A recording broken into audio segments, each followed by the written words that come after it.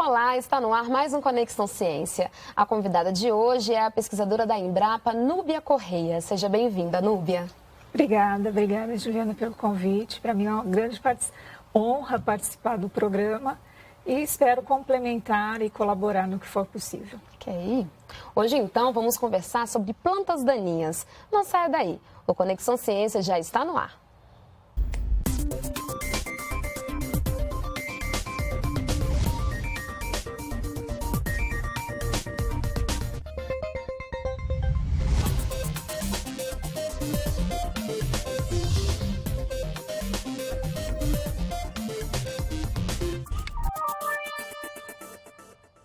Como o próprio nome sugere, a planta daninha é conhecida por causar mais danos do que benefícios. Por esse motivo, é indesejável e pode prejudicar o crescimento de outras plantas. Vamos conhecer agora um pouco mais sobre ela. Núbia, então, quais as principais características de uma planta daninha? Então, primeiramente, Juliana, essa planta daninha, ela não passou por nenhum processo de melhoramento genético. Então, basicamente, ela é uma planta muito rústica e todas as estratégias de sobrevivência dela é para manter a perpetuação da espécie. Então, imaginem uma planta produzindo 200 mil sementes. Essa é uma característica da planta daninha, ela produz uma grande quantidade de sementes por planta. Outra característica da planta daninha é a grande eficiência que ela tem de disseminar as suas sementes. Então, além dessa facilidade de produção de sementes e disseminação das suas sementes, ela desenvolve algumas estratégias para facilitar a perpetuação dela no ambiente, como dormência e longevidade de sementes. Só para você entender como isso acontece, né? Uma dormência de sementes faz com que ela não germine, não cresça na área toda de uma vez, de forma uniforme. Então, ela passa a ter germinação escalonada. E ela pode ficar no ambiente até por 10 anos. Então, há alguns registros de sementes de planta daninha viável por 30 a 40 anos. Para o leigo, o que é a dormência, né? A dormência significa que a semente ela está viva, porém ela está em repouso, ela não germina, mesmo se as condições do ambiente forem favoráveis. Então, essa é uma característica de agressividade dessas plantas, que as outras plantas não possuem, devido ao melhoramento genético. E por conta dessa dormência, então, ela pode impedir que uma outra planta, uma cultura que esteja crescendo ao lado também não cresça? Não, a dormência da semente não influencia nas outras sementes das outras espécies. Isso não influencia. Agora, o que pode acontecer é que tem algumas plantas daninhas que têm efeito alelopático. E o que é esse efeito alelopático, né? O efeito alelopático significa que ela tem a habilidade de exudar compostos químicos, e esses compostos químicos que são exudados, seja pela sua raiz ou pelo seu resíduo vegetal em decomposição, esse composto ele pode influenciar na germinação das sementes da cultura, ou ele pode influenciar no crescimento da cultura, que são as outras plantas. Então, não é o efeito da dormência, mas o efeito da alelopatia, sim, poderia contribuir para uma não germinação das sementes das outras plantas. Isso seria, então, um risco para essa cultura que está crescendo ao lado da planta daninha? Sim, com certeza. É por um desses motivos, é por isso que a planta daninha deve ser controlada. Sim. Na realidade, um conceito que eu acho bem interessante para entender o que é uma planta daninha. Na realidade, qualquer planta pode ser uma daninha. O conceito planta daninha não está atrelado à biologia ou ecologia da planta, e sim a algum dano agronômico que ela possa ocasionar. Toda e qualquer planta, ela pode ser considerada uma daninha, depende de onde ela está ocorrendo. Por esse conceito que eu falei, inclusive uma planta de milho pode ser uma daninha, né? O milho, que é uma cultura, pode ser uma daninha na cultura da soja. E quando isso acontece? Principalmente nas áreas que faz sucessão de cultura. Você planta milho, aí você colhe o milho e você entra com a soja.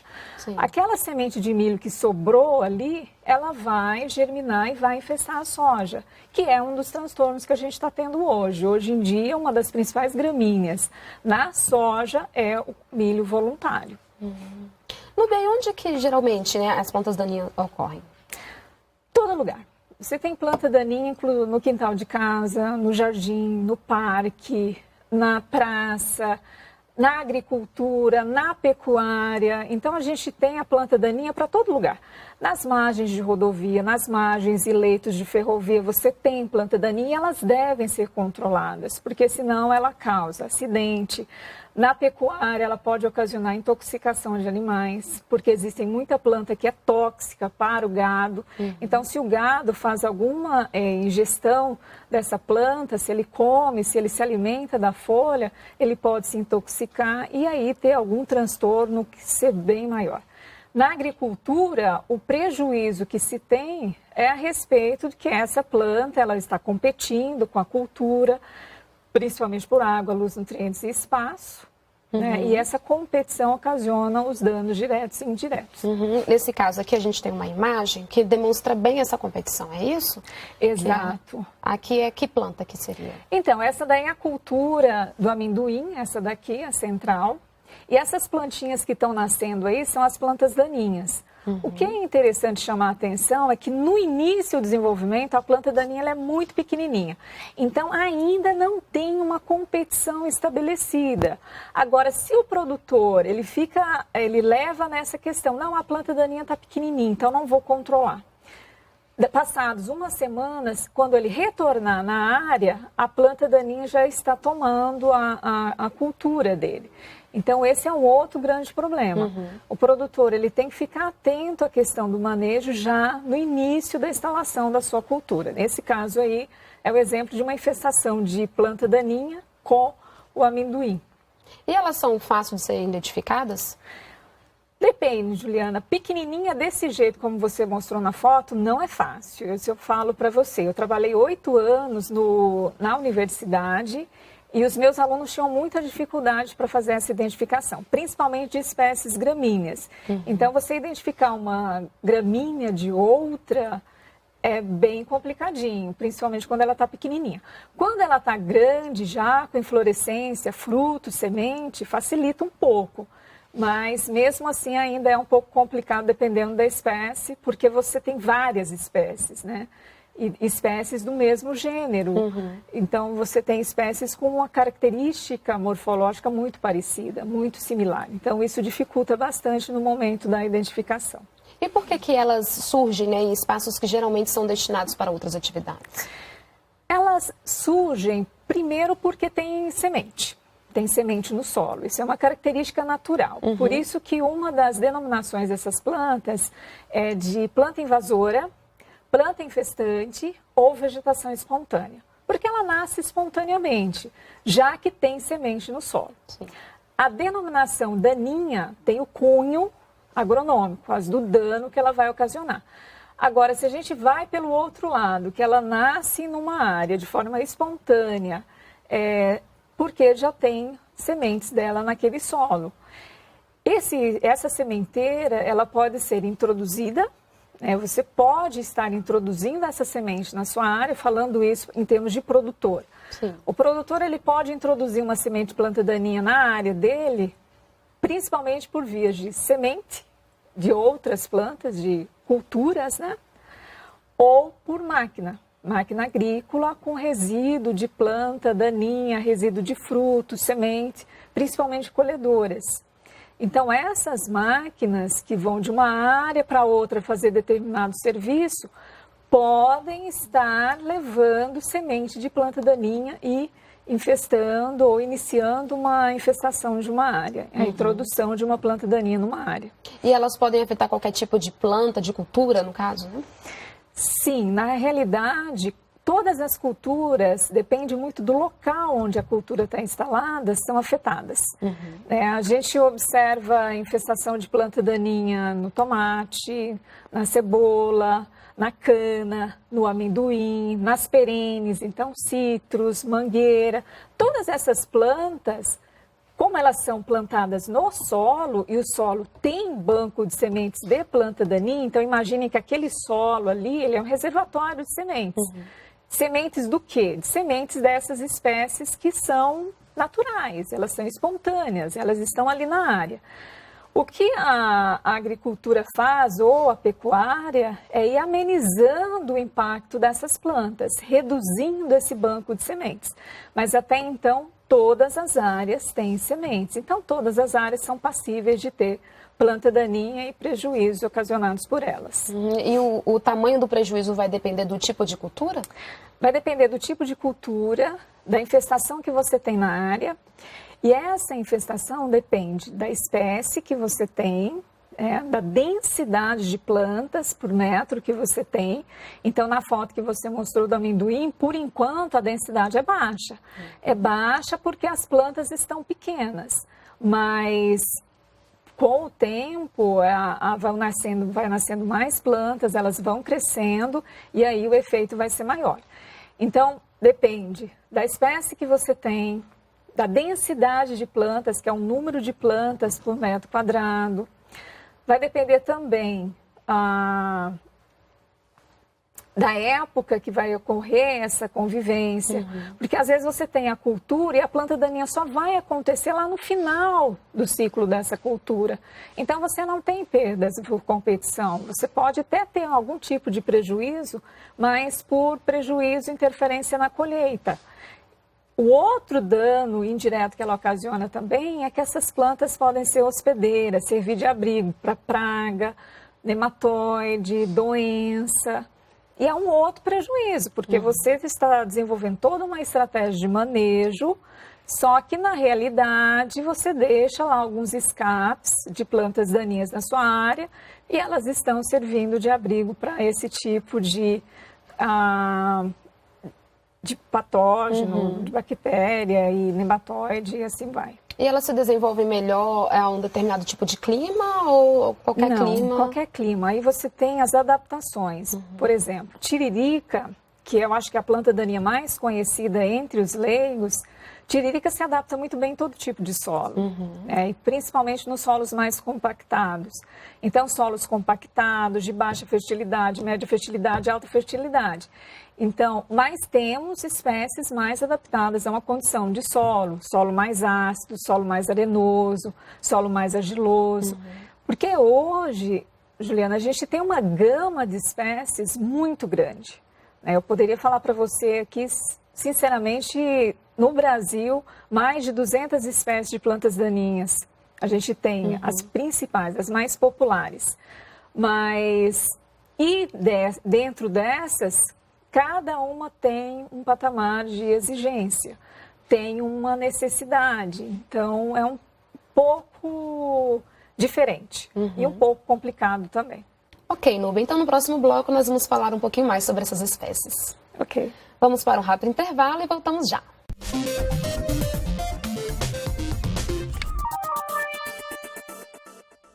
Estamos de volta com o Conexão Ciência. Hoje eu converso com a pesquisadora da Embrapa, Núbia Correia, sobre plantas daninhas. Nubia, então voltando um pouquinho às espécies, né? Quais as principais ou as mais conhecidas? Eu acho que para os leigos a mais conhecida é tiririca, que é a espécie Cyperus rotundus. E ela é muito conhecida, você tem até uma foto dela aí. Ela é muito conhecida, inclusive, porque ela tem o tubérculo, que é a batatinha, né? E essa batatinha faz com que ela seja uma planta de difícil controle. Essa planta é uma que eu falei que se adapta em todo tipo de solo, inclusive solos compactados. E aí nós temos várias, nós temos a Maria Pretinha, que é muito comum nas áreas de tomate e batata. Nós temos os capins, capim-colchão, capim-pé de galinha, e cada uma é uma espécie diferente. Nós temos na soja, no milho, problema bastante hoje com o capim amargoso, que é o Digitaria insulares. Nós temos problemas com Comelina bengalensis, que é a trapoeraba. E aí temos problemas com córreas de viola, que são hipomeias, merrêmias. E aí são várias, Juliana, várias espécies mesmo, dentro do grupo de gramíneas até ao grupo das eudicotiledôneas. E que tipo de controle, né, é feito com essas plantas? Então, a gente tem a primeira estratégia que eu vejo, que eu acho que o produtor deveria adotar, é o preventivo. Primeiro, ele tem que prevenir a introdução dessa espécie na área. Bem, a introdução ela pode se dar junto da semente da cultura que ele está trabalhando. Então, ele pode estar trabalhando com soja e junto da soja está levando uma semente de planta daninha junto. Ou ele pode estar introduzindo essa semente com máquina agrícola, principalmente as colhedoras, como eu já falei, na água de irrigação. Então, esse é um outro problema. Então, só para você entender, o manejo preventivo ele não tem aquela espécie na área, e aí ele vai desenvolver uma série de estratégias para evitar que seja introduzida uma nova espécie na sua área. Essa é a estratégia de manejo preventivo. Depois que essa planta foi instalada na área, ele já tem umas outras estratégias. Aí nós temos desde o mecânico, que poderia ser uma capina, um cultivador, a aplicação de herbicidas, que é o controle químico. Nós temos o controle cultural. O controle cultural está associado à cultura mesmo, né? A cultura da soja, a cultura do milho, crescendo no melhor ambiente para que ela seja mais competitiva. E existem espécies, no caso do milho ou da soja, por exemplo, espécies que sejam resistentes ou que se adaptam melhor a um tipo de planta daninha? Na realidade, não, o que existem são plantas daninhas que se acostumam ou se assemelham muito ao manejo que se faz em determinada área, ao sistema de produção. Então, por exemplo, hoje aqui na região de Brasília, nós temos muitas áreas de sistema de produção com hortaliça. Então, se eu for nessa área, essa época do ano, eu vou ver uma população de planta daninha um pouco diferente de uma área de sequeiro. Então, as plantas daninhas da área irrigada são diferentes das áreas de sequeiro. Nessa época do ano, a infestação é diferente do verão. Por quê? Porque a planta daninha de agora é uma planta daninha de outono e inverno, temperaturas mais amenas. No verão, não, já são plantas daninhas que se adaptam mais naquele ambiente de temperaturas mais altas, mais fartura de água. Agora, nessa época do ano, é uma condição mais de seca. E uma vez que a planta daninha surge, é possível conviver com ela, então? Olha, depende, Juliana. Se for no início do desenvolvimento, que essa planta daninha ainda está pequena, sim, você pode, o produtor pode até conviver com ela. Mas à medida que ela vai crescendo, vai impondo uma competição. E aí, então, para você não ter esse problema de competição, você vai ter que controlar. O que nós temos buscado enfatizar o produtor é fazer o manejo integrado. O que preconiza-se no manejo integrado? 3 pontos. Primeiro, por que você vai fazer um manejo? Eu vou fazer um manejo para evitar competição. Ótimo. Segundo ponto, eu vou fazer um manejo para evitar aumento do meu banco de sementes. Bem, pensando por esse lado, então eu vou manejar essa planta daninha antes que ela produza sementes. Ótimo. Aí você está fazendo o manejo. Eu vou fazer um manejo procurando desenvolver uma estratégia sem agressão ao meio ambiente. Sim. Ótimo. Você está levando pela questão ambiental. E o quarto ponto, eu vou fazer uma estratégia de manejo para beneficiar minhas condições de colheita. Então, esses são os 4 pilares do manejo que o produtor deveria adotar. E aí sim ele tem uma área mais fácil dele conviver com as plantas daninhas. Se ele for unicamente no controle químico, ele vai ficar totalmente dependente da tecnologia. E a questão do produto químico, né, dos herbicidas, como você falou, é importante, mas que tipo de impacto pode causar ao meio ambiente? Os herbicidas, pelo próprio nome, herbicida, mata planta. Então, eu tenho que ficar muito atenta, porque eu posso aplicar um herbicida numa soja e ele ter um problema de deriva e afetar uma cultura do tomate vizinha. Ou ele pode deixar um resíduo no solo e afetar a cultura que eu vou fazer a instalação posteriormente, que seria uma hortaliça, um feijão, um trigo, isso pensando numa soja e no milho verão. Então, assim, quando a gente fala de herbicida, é muito diferente de inseticida e fungicida, porque o inseticida e fungicida não tem essa periculosidade para as outras culturas, a não ser que você trabalhe com doses muito altas. O herbicida é um pouco diferente, ele não tem tanto problema em termos de resíduo no produto colhido, porque você aplica no início do ciclo, então você fez a semeadura da cultura, você está aplicando ali no início. E aí ele não tem capacidade de deixar resíduo lá na frente quando você for colher. Então essa é uma grande vantagem. Então eu vou comer um alimento que realmente não tenha resíduo de herbicida. Sim. Só que por outro lado, ele pode deixar resíduo no solo, ele pode deixar ainda moléculas no ar, na atmosfera, ou ainda pode contaminar a água. Então, o grande problema hoje que eu vejo de herbicidas para o ambiente é a contaminação de solo, água e ar.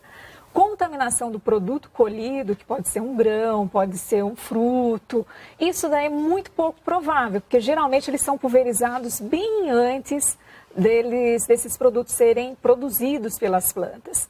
Agora, quando se fala no ambiente, a água, por exemplo, até um estudo que eu tenho na região, em Cristalina, avaliando os resíduos de herbicida nos mananciais hídricos. Então, você pode ter esse herbicida foi pulverizado em uma área, mas ele pode ser encontrado em outra área, distante daquele ponto de aplicação. E isso está muito associado à condição de solo, de clima, no momento que o produtor fez essa aplicação.